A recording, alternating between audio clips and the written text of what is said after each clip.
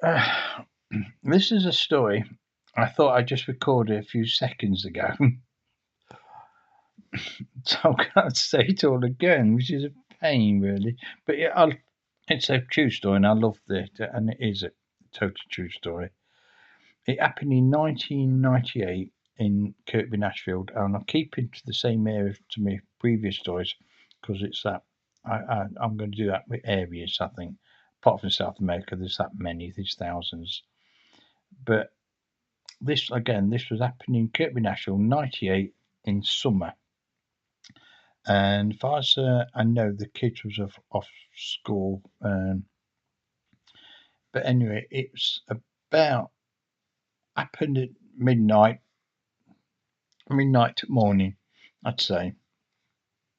It was. I'll tell you how it started. Chap on his garden in Kirkby Ashfield did his garden, made it look pretty. Fan went in. He fell asleep on his sun chair.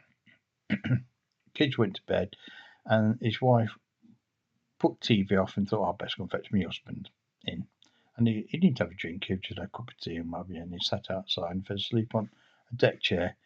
It would be about 12 o'clock, and he went in, had a wash, went to bed. Anyway, got up early, and they went outside, and just outside the kitchen, little patio they got, and just out beyond that was the grass. And they'd seen like a around circle, like a white powdery circle. At first they thought, oh, it's probably what maybe a badger or something had left it, some wild animal, some, some urine or something. Never seen anything like it before. Just thought something natural. Anyway, more they looked at it, and more it seemed odd because it was perfectly round. About I'd say about 8-9 inches in diameter. They got pictures of it, and it started twitching. It was all white powder, perfectly white, and they've still got pictures of it and a video of it. Anyway, they started looking more and more at it and thought this is odd. So my wife says, she went on phone to them days.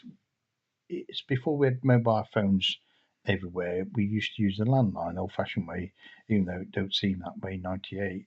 But they had a landline, and when you used a landline, you used to phone 192 to say if you knew the address or the name, then they give you the number, but they would not give you the number and the address together if you didn't know who you were phoning. And this way it gets strange. It really does now. It's not just what was on the circle. I'll see you in a minute.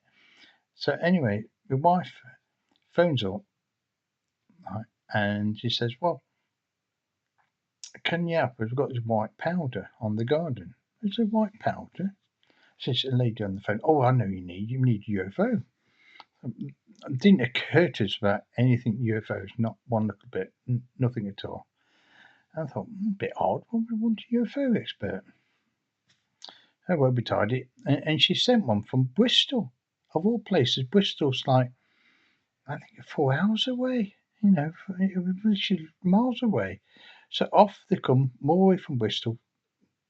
4 or 5 hours later, they get here, and they started looking round, but didn't go to the circle. Just I said, "Have you got a picture of it?" Said, "Yeah, we have. We got it on video, but it says it's just there. You want to have a look at it?" Anyway, and said, "Where?" And we've got my video. Says, and there was this way it gets strange. It was a couple who came with the son. The son was about 10 years old, dark hair.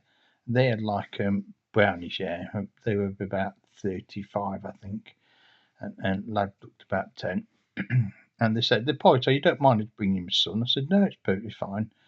Anyway, they started. We gave them the VHS video, and then this is where it gets awfully peculiar because they acted like child. You wouldn't believe they could drive a car.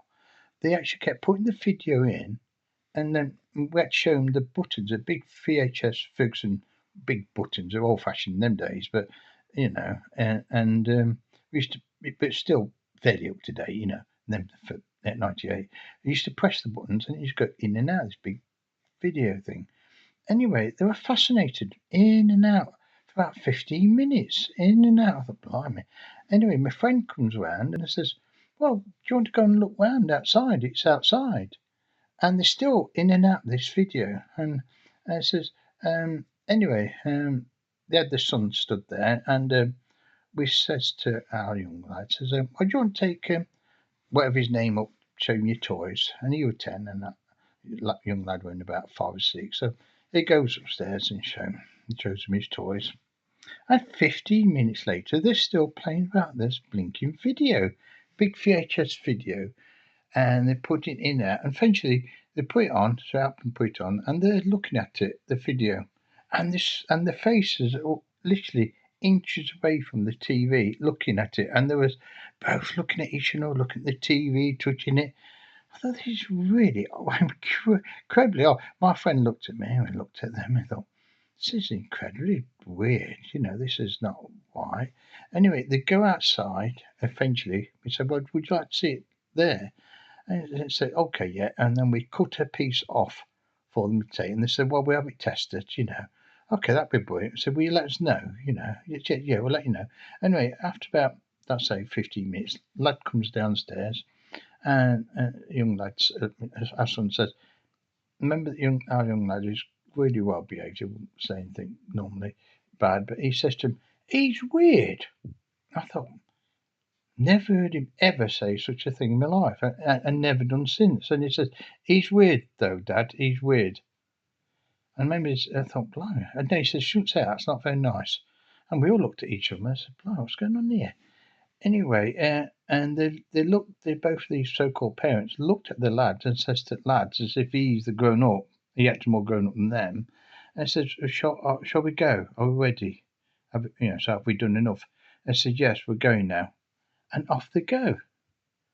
And that was it. And the piece, what they picked up, they didn't seem to really bother with that, but they took it just to like appease us, really.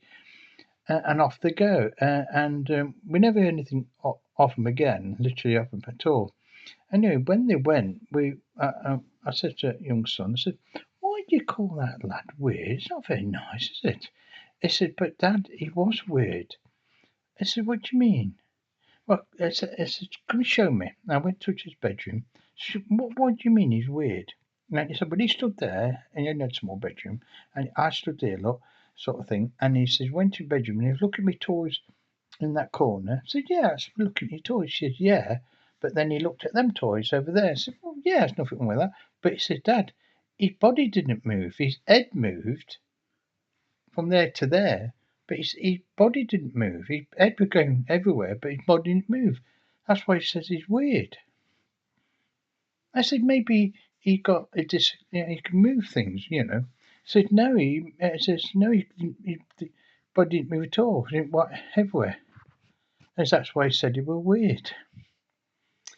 I thought, I can't. And when you consider the parents, so-called parents, what were with him, and then when a few days later we tried to get the number, didn't exist. 192 said, no, we never heard of him. We wouldn't do that. Never give a number like that. So, but 192 gave us the number, and they sent them up. We certainly didn't know the number before them. And when we tried to chase them up, no number existed. Never heard of them. Peculiar. I know it's a funny, strange story, but it's true. Anyway, a few days later, we got a local newspaper called the Chad. And we read it. It was free. We'll buy it if we weren't. And we certainly won't read it. Anyway, as we were looking at it, I think front page or second page in, it says UFO got spotted the same night that happened just the back of the house in Kingsway Estate, and quite a lot of people saw it without barbecuing because it was lovely all night.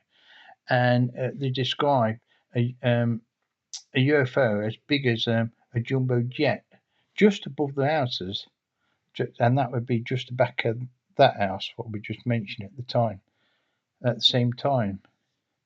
So you've got a UFO spotted, you've got these strange people coming up to the house, and a white powder being found on the grass, all in the same night, all very, very peculiar. Can't explain it. Can't explain the white powder. Got no evidence of the white. I've got pictures of the white powder. If somebody wants to see it. All I can say, describe it, is if you ever see Americium, the stuff what you see in smoke alarms, it's very fine. You only get little bits. Don't think they put it in anymore because it's dangerous. People when they ring it, and you bang it, and little bits come out and they get on your skin, and it's very bad for you. So I don't think they put it in anymore. Hopefully not, anyway. But it's like that. It was as fine, if not finer, than the Americium. That's how fine it was, and it was white, pure white.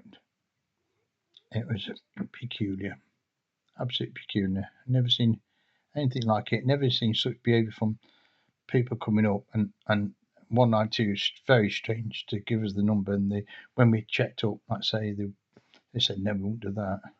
And then when you're given the UFO sighting in the local newspaper, all adds up to a lot of strangeness. But totally true story. I hope you like it. But if you can explain any of it to me, or if you know anything what's had similar to that with a powder or people coming up which acted very peculiar when they were looking at UFOs. Because like I say, we didn't think of anything to do with UFOs at the time. We just thought probably it may have been a gardening problem, because in fact we knew people at a garden centre and they came round as well and they said, "Oh, I don't know what that is," because they thought it's called a fairy wing. I said, "No, it doesn't look nothing like that." And they had no ideas, and they went to university, did agriculture and what have you. No, nobody had any ideas. That's why my wife went on 192, and wish we hadn't done now. Got even worse.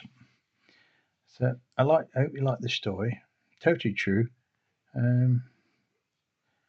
but odd, but true.